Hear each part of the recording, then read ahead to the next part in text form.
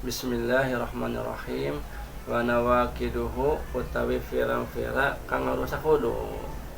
Nah, jadi di sini yang membatalkan wudu ada 4 ya. Yang pertama, keluarnya sesuatu dari kemaluan kita, baik dari dalam, baik dari depan ataupun dari belakang ya, kencing ataupun kentut ataupun yang sejenisnya ya. Terus yang kedua, yang membatalkan wudhu yaitu hilangnya kesadaran. Nah, kita mabok misalkan, terus pingsan, terus hilangnya akal, terus tidur ya.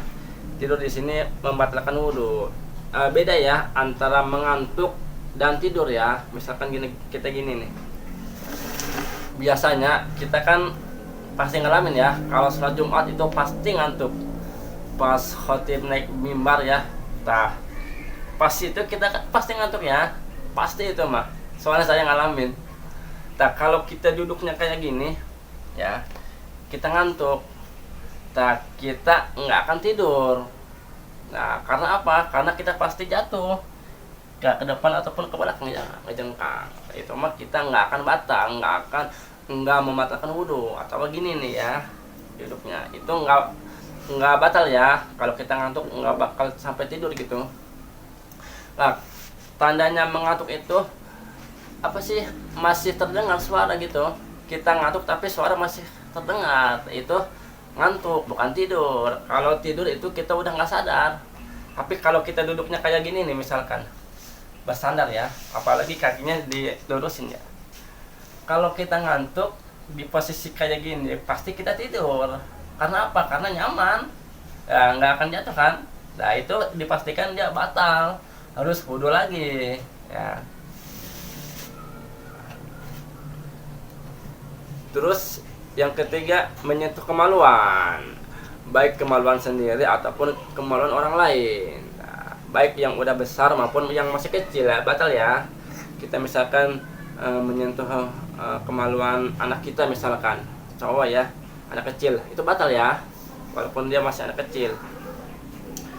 Terus yang keempat, bersentuhan kulit sesama lawan jenis ya, cowok sama cewek, itu batal ya. Kalau cewek sama cewek atau cowok sama cowok enggak.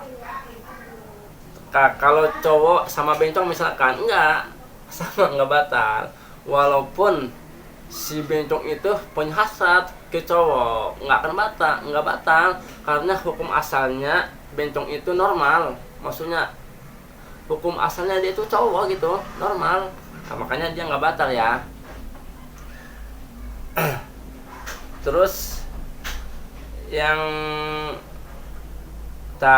membatalkan bersentuhan, kecuali anak kecil ya, kecuali kita menyentuhnya anak kecil cewek ya, itu nggak batal karena dia belum punya hasrat, belum punya syahwat gitu.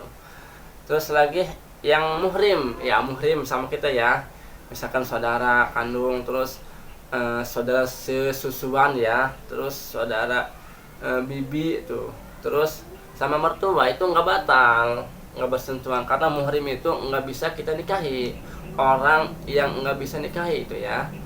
Kalau istri batal karena bisa kita nikahi.